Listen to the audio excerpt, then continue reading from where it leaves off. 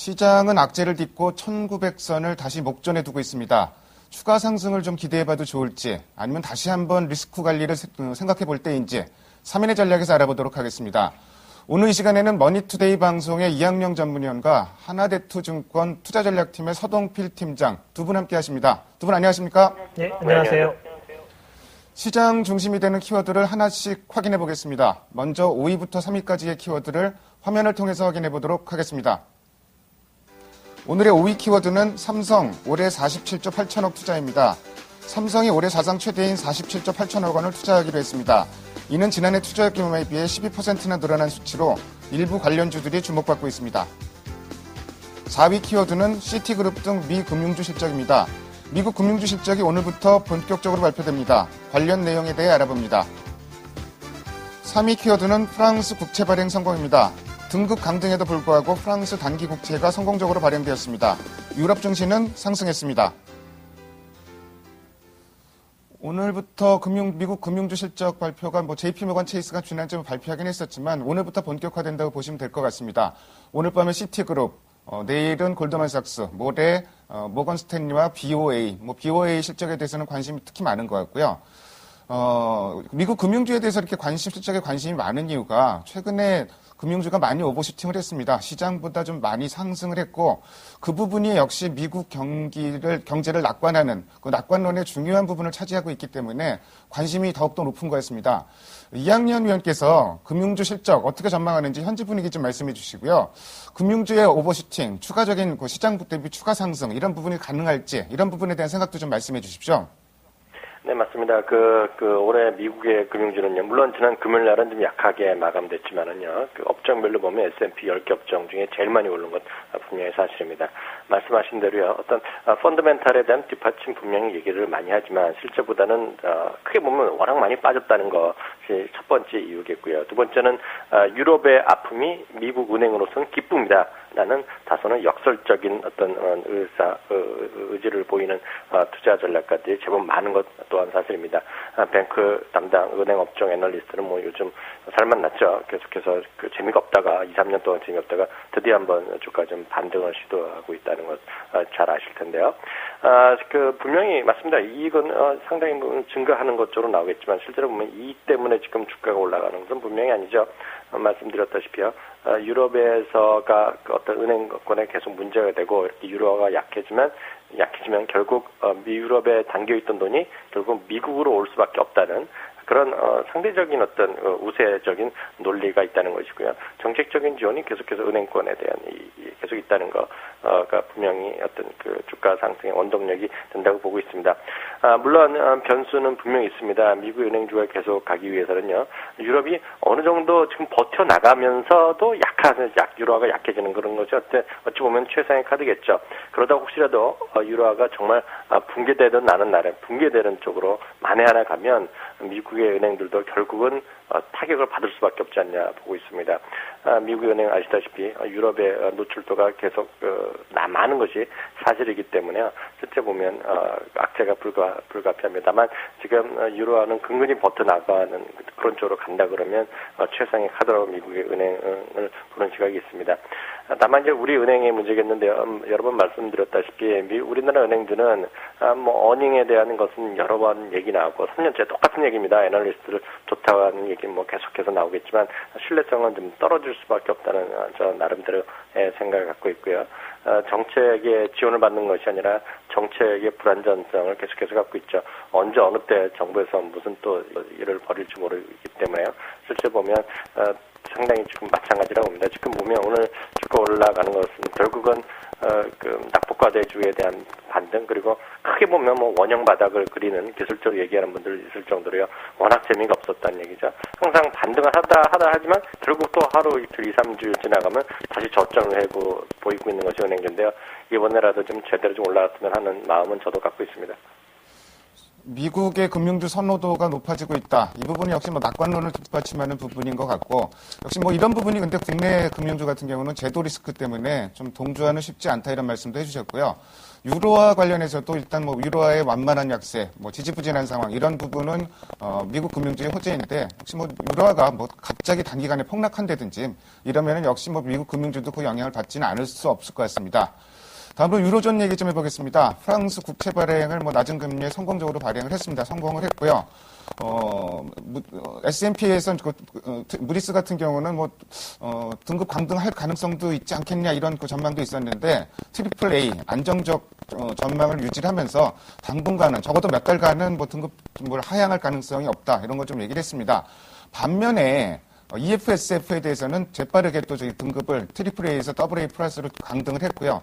뭐 악재도 같이 나온 건 사실입니다. 그리스 문제 여전히 좀 불안한 건 사실인 것 같고, 근데 시장의 흐름을 보면은 호재는 살펴보면서 악재는 잘 살펴보지 않는 이런 흐름이 좀 계속되고 있는 것 같습니다.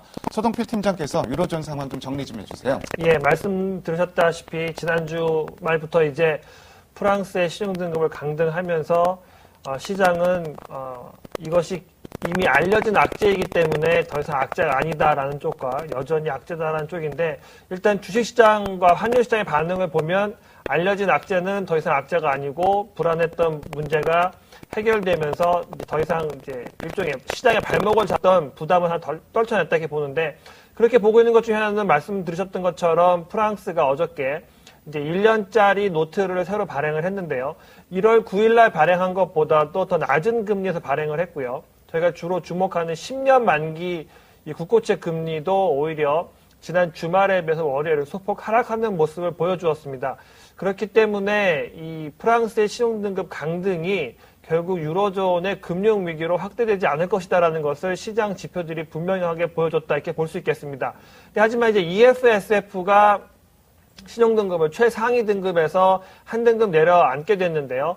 그럼에도 불구하고 일단 프랑스의 신용등급 하락에도 불구하고 프랑스의 금리가 오르지 않았다는 점, 이건 역시 EFSF에 대한 불안정할 수 있었던 심리를 보다듬어주고 또 문제를 희석시켜주는 데 큰 역할을 했다. 그렇기 때문에 기본적으로 여러 파생 효과가 있을 수는 있지만 일단 가장 근간이 되는 프랑스의 신용등급이 금리가 오르지 않았다는 점, 이것만으로도 일단 유럽 문제의 1차 문제는 어느 정도 해소되었다 이렇게 볼 수 있겠고요. 마지막으로 그리스라 볼 수 있겠는데요. 그리스 같은 경우에는 거의 계속해서 파산 쪽으로 몰려가는 분위기가 지금 조장되고 있다 이렇게 봐야 되겠습니다. 그리스의 내부적으로도 더 이상 긴축은 못하겠다는 이야기가 나오고, 그렇다면 우리가 더 이상 도와줄 수 없다라는 유로 다른 국가의 이 압박이 지금 계속 상충하고 있기 때문에 이 그리스의 문제가 프랑스의 문제보다 훨씬 더 유럽 문제에 발목을 잡을 수 있는 부담이다. 그렇기 때문에 그리스의 문제는 좀 더 관심을 가지고 지켜보실 불안정한 요인이다. 이렇게 말씀드릴 수 있겠습니다.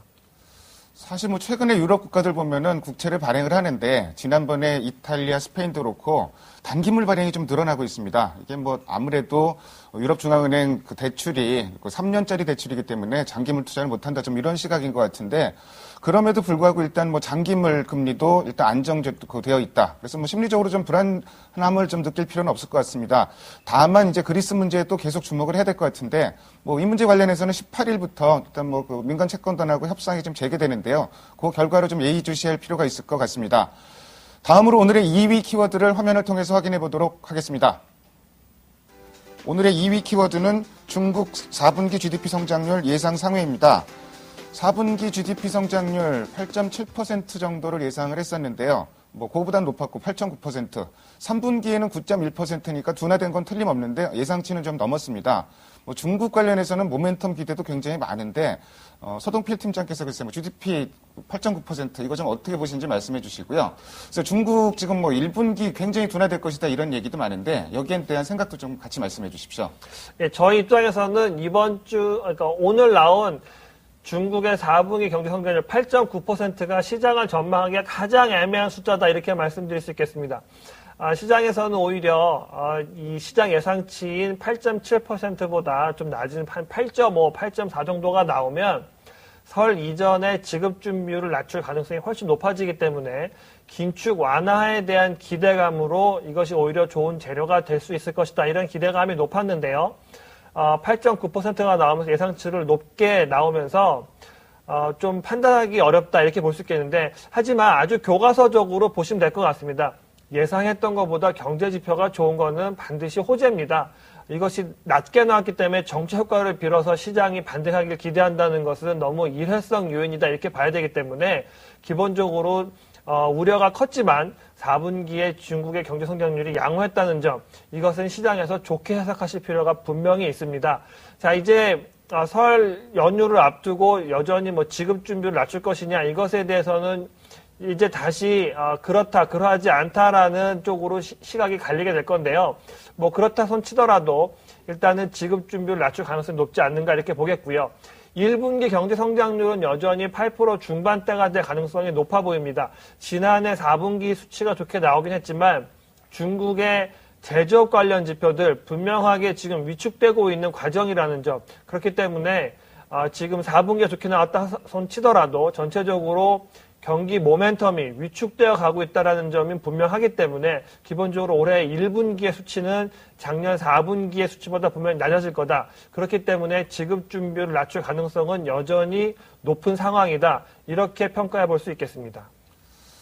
뭐 중국뿐만 아니고 사실은 좀 역설적인 얘기가 가끔 나오긴 합니다. 지표가 나쁘면은 정책 기조가 변할 것이다. 그래서 시장이 거꾸로 좀 호재로 받아들이는 경향도 있는데 사실 뭐 그거는 조금 좀 너무 앞서가는 생각일 수도 있고 역시 뭐 그 지표가 예상치보다 좋았다. 이 부분은 뭐 액면 그대로 어느 정도는 좀 받아들일 필요도 좀 있을 것 같습니다. 최근에 사실 뭐 그 철강주라든지 화학주 좀 강세 보이고 있습니다. 상대적으로 좀 상당히 견고하게 좀 올라오고 있는데 뭐 대표적인 중국 관련주로 꼽히고 있죠. 그래서 이들 종목 좀 어떻게 보는지도 좀 알아봐야 될 것 같고요. 춘절 이제 그 우리나라도 설날이 며칠 안 남았는데 춘절 특수 중국 춘절 특수 관련된 우리나라 주식들 얘기도 아직까지도 많이 언급이 되고 있습니다. 이학년 의원께서 이런 부분 어떻게 생각하는지 좀 말씀해 주십시오. 네, 그 두 개로 나눠서 한번 생각해 보겠습니다. 우리 서 팀장께서 얘기 다 해주셨지만은요. 기본적으로 중국은 결국은 올해 1분기는요. 지난 오늘 발표된 지난 4분기보다는 좀 GDP가 떨어질 것이고요. 지급 준비율 인하 가능성이 분명히 있다라고 말씀하셨는데요. 저도 그 부분에 뭐 동의하는 바고요. 그렇게 된다 그러면 결국 중국의 내수 부양에 대한 모멘텀은 장기적으로 분명히 살아있다라고 보고 있습니다. 조건 실권 간에 중국의 그 내수의 그 부양이 있다 그러면 우리 경제는 큰 영향이 있을 수밖에 없고 긍정적인 모멘텀은 분명히 있을 겁니다. 다만 그런 요인들이 어떤 우리 정말 기업들의 그 수출하는 기업들의 정말 실적으로까지 정말 좋아져 갖고 그런 것들이 정말 주가에 정말 하나하나 제대로 확인되기까지는 정말 엄청난 시간이 필요할 것이고요. 실제로 그 뉴스 모멘텀은 분명히 살아있겠지만 실적으로까지 확인되기까지는 아직 멀었다고 보고 있습니다. 다음은 이제 중국 춘절 관련된 것인데요. 대부분의 우리 중국 춘절하면 대부분 우리나라 내수에 관련된 주식들이겠죠. 항공주, 여행주 이런 등등 그리고 쇼핑 관련주가 되겠는데요. 과거 경험상 보면 중국 다음 주에 이제 중국 자체가 휴장이기 때문에요. 뉴스가 나올 것이 없죠. 그 다음에 뭐 또 어떤 뭐 팔렸나 안 팔렸나 이런 얘기 나오는데요. 저는 뭐 그런 관련 주식들은요 이번 주가 매도 타이밍이라고 보고 있습니다. 뭐 뉴스 모멘텀은 좀 살아있겠지만 역시 모멘텀보다는 실적 다시 한번 강조해서 말씀해 주셨고요. 사실 뭐 춘절 이런 부분 기대감이 좀 앞서가는 경향이 있는데 사실 뭐 뉴스에는 좀 팔아라 좀 이런 경향들이 이런 속담들이 좀 많습니다. 그래서 뭐 이번 주 정도에는 뭐 춘절 관련해서 좀 많이 올랐던 종목들은 어느 정도 좀 정리해도 괜찮지 않겠느냐 이런 말씀도 덧붙여 주셨습니다. 다음으로 오늘의 1위 키워드를 화면을 통해서 확인해 보도록 하겠습니다. 오늘의 1위 키워드는 쌍끌이 매수 1880선 회복입니다. 뭐 어제는 수급 때문에 울었는데 오늘은 수급 때문에 웃고 있습니다. 뭐 시장 오늘 뭐 상당히 좀 강한데 뭐 쌍끌이 매수세 뭐 나타나면서 이제 1900선도 멀지 않았습니다. 1900선이라면은 심리적인 그 저항선인데 뭐 추가적으로 상승할지도 좀 살펴봐야 될 것 같고 다음 주부터는 이제 오늘 포스코 실적 발표되지만 우리나라 어닝 시즌은 다음 주부터 좀 본격화되는 것 같습니다. 서동필 팀장께서 이 두 부분, 그러니까 뭐 추가 상승 가능할지 여부하고 어닝 시즌은 어떻게 봐야 될지 이 두 부분 좀 말씀해 주십시오.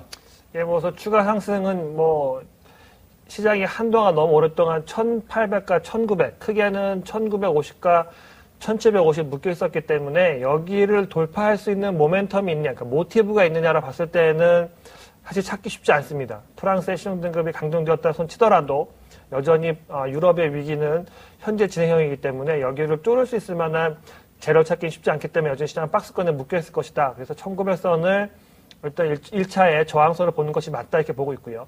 이렇게 보는 다른 이유 중에 하나는 수급 측면입니다. 외국인들이 선물을 사면 베이시스가 좋아져서 프로그램이 들어오고요. 또 선물을 팔면 베이시스가 나빠지면서 프로그램 매도가 나오면서 수급에 부담을 주고 있는데 이러한 시소 형태의 흐름은 계속해서 이어질 가능성이 높다라고 본다 그러면 시장이 좋은 재료를 얻어서 좀 많이 오르는 듯 하지만 결과적으로는 다시 베이시스는 내려가게 되어 있기 때문에 프로그램 매도의 부담 여전히 상존하고 있다. 그래서 박스권은 여전히 유효하다. 이렇게 볼 수밖에 없을 것 같습니다. 자, 실적 측면에서는 삼성전자가 예상치보다 좋으냐 나쁘냐에 대한 왈가왈부 얘기가 있었지만 결과적으로 사실은 좋았다 평가하기는 좀 어려운 상황입니다. 그렇다고 본다면 전반적으로 실적에 대한 기대치는 좀 낮아진 상황이고요. 화학도 그런 상황이고요. 결과적으로 가장 그나마 살아있는 업종은 자동차 쪽이다라고만 지금 살아있는 상황입니다. 그렇기 때문에 실적에 대한 눈높이 기대치는 많이 낮아져 있는 상황이고 또 이것을 섣불리 올려서는 안 된다라고 보기 때문에 실적이 시장의 상단을 뚫어줄 재료냐 여기에 대해서는 아직은 섣부른 판단이다 이렇게 보고 있습니다. 그렇기 때문에 실적과 관련돼서는 자동차 가장 유망하고 전망이 좋아 보이기 때문에 자동차에 대한 관심은 유효하다 이렇게 볼 수 있겠고요. 역발상적인 접근이라고 본다면 화학이 4분기 시점은 분명히 안 좋을 겁니다. 하지만 4분기가 바닥이라는 것에 대한 기대감은 여전히 유효하다는 측면에서 1분기 중후반에 갔을 때에는 화학 실적이 얼마만큼 개선될 수 있는가에 대한 관심을 갖는다면 오히려 실적이 바닥이라는 평가를 받고 있는 화학에 대해서는 역발상적인 접근이 가능하지 않겠는가 이렇게 전망해 보고 있습니다. 1900선 위에서 국내 기관이 좀 이렇게 주도하면서 한번 시원하게 좀 상승을 해봤으면 좋겠는데 아무래도 현재까지 수급의 중심축은 외국인 쪽에 쏠려 있는 게 좀 사실인 것 같고요. 그리고 수급상의 부담은 여전히 따르고 있는 게 사실입니다. 어닝 시즌과 관련해서는 전반적으로 큰 기대를 갖긴 좀 어렵고 일단 자동차 정도 그리고 역발상으로 화학주 정도 말씀을 해주셨습니다. 최근에 시장 흐름을 살펴보면은 증권주라든지 또 이제 조선주 대표적인 낙폭 과대 이제 업종인데 이들 업종이 좀 안정적으로 많이 올라오고 있습니다. 낙폭 과대 업종 이 두 업종을 중심으로 좀 어떻게 움직이는지 향후 전망에 대해서 이학영 의원께서 좀 말씀해 주시고요. 지금 설 연휴 앞두고 있는데 며칠 안 남았습니다. 전략도 같이 말씀해 주십시오. 네, 종목, 군한 2개 정도 말씀하신 거로 전 들었는데요. 조선주는 저 자신 분명히 이해를 하고 있습니다. 분명히 저평가된 것은 분명하죠. 다만 어떤 모멘텀을 찾기 위해서는요, 크게 주가가 올라가기 위해선 글로벌 경기의 회복이 분명히 필연적인 것이죠. 지금 전 세계 글로벌 경기, 우리나라 일부 마이너스 성장, 여기까지 있지 않습니까? 그런 상황에서 크게 쉽지는 않을 겁니다. 다만 이제 미국에 의존하는데요. 미국에 좋아진다고 해서 미국만 좋아져 갖고는 조선주가 주도적으로 올라가기는 아직은 쉽지 않다는 생각 갖고 있습니다. 아시다시피 현대중공업은 작년에 55만 원대에서 20만 원 수준까지 떨어지면서요. 대표적인 낙폭과대 주식인데요. 계단식 반등 정도를 이해하고 있습니다. 증권 좀 늘 그렇죠. 바닥권에서 이제 지수가 한 차례 회복을 하면 급등락을 반복하는데요. 저는 증권업종 일부 종목은 될지 모르겠지만 지수 대비 초과 상승은 본질적으로 지금 쉬운 구간은 아니라고 보고 있습니다.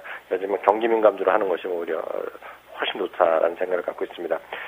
대응 측면에서는 전 기본적으로 생각을 갖고 있는 것이 어떤 것이냐면 지금은 지수 1900도 중요하고 1920도 중요하고 1700도 중요하고 1800 다 중요한 선들 엄청 많이 있겠지만요. 지금은 지수는 다 잊어버리셔도 상관없다고 보고 있습니다. 지금은 종목 전략 전술 측면에서 보면 아주 간단한 전술 방법이 하나 있죠. 뭐냐면 지금 시장이 만약 믿으신다면요. 만약 된다는 것이 현실화된다 그러면 정말 꿈이 이루어진다면요. 그것은 미국 시장이 되기 때문에 될 것입니다. 만약 미국 시장이 된다 그러면 그것은 바로 외국인의 매수를 의미할 것이고요. 외국인이 산다 그러면 갑자기 한국 시장 동떨어지는 주식을 사지 않을 것이고요. 미국 시장에서 강한 것들을 사겠죠.